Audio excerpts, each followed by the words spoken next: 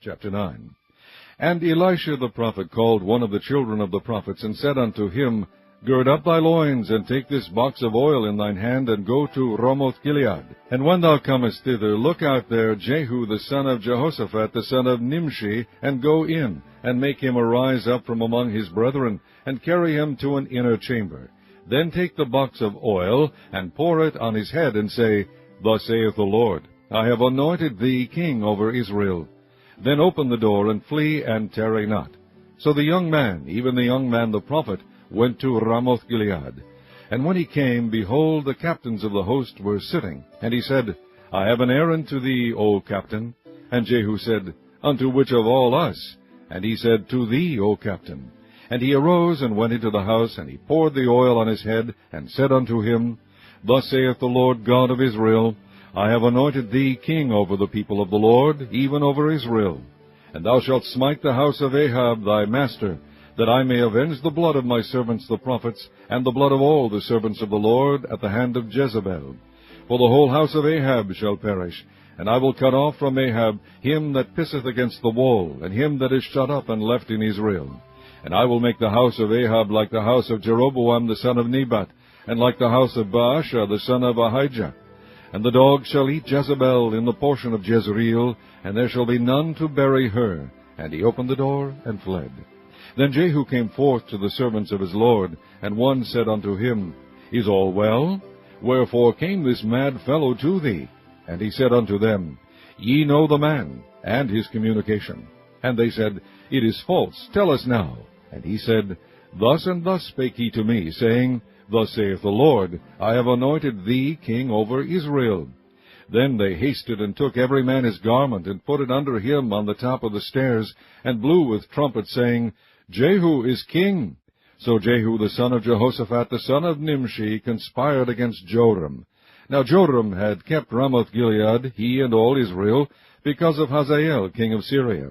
But King Joram was returned to be healed in Jezreel of the wounds which the Syrians had given him, when he fought with Hazael king of Syria.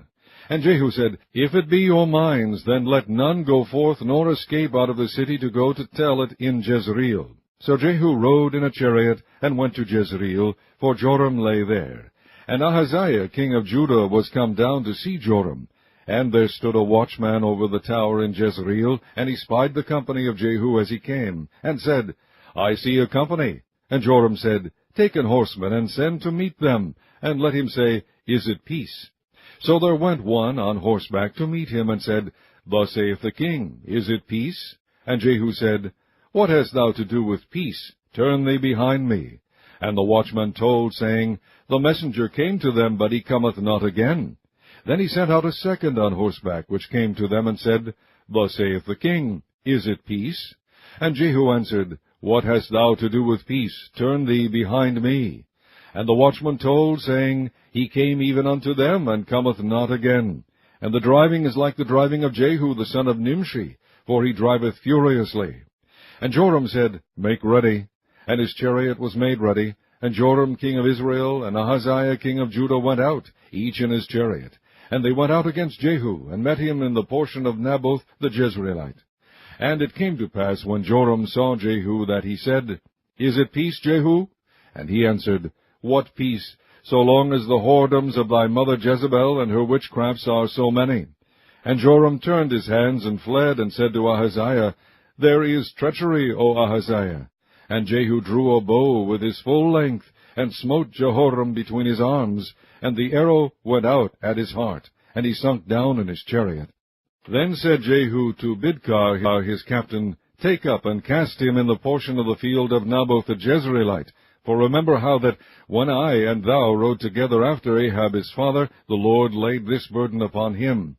Surely I have seen yesterday the blood of Naboth, and the blood of his sons, saith the Lord, and I will requite thee in this plat, saith the Lord. Now therefore take and cast him into the plat of ground, according to the word of the Lord. But when Ahaziah the king of Judah saw this, he fled by the way garden house. And Jehu followed after him, and said, Smite him also in the chariot. And they did so at the going up to Gur, which is by Ibleam, and he fled to Megiddo, and died there. And his servants carried him in a chariot to Jerusalem, and buried him in his sepulchre with his fathers in the city of David. And in the 11th year of Joram the son of Ahab began Ahaziah to reign over Judah. And when Jehu was come to Jezreel, Jezebel heard of it, and she painted her face, and tired her head, and looked out at a window.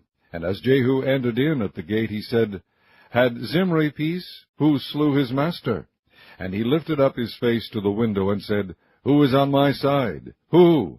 And there looked out to him 2 or 3 eunuchs. And he said, Throw her down. So they threw her down, and some of her blood was sprinkled on the wall and on the horses, and he trode her under foot.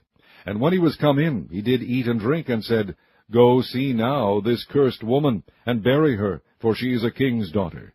And they went to bury her, but they found no more of her than the skull and the feet, and the palms of her hands. Wherefore they came again and told him, and he said, This is the word of the Lord, which he spake by his servant Elijah the Tishbite, saying, In the portion of Jezreel shall dogs eat the flesh of Jezebel, and the carcass of Jezebel shall be as dung upon the face of the field in the portion of Jezreel, so that they shall not say, This is Jezebel.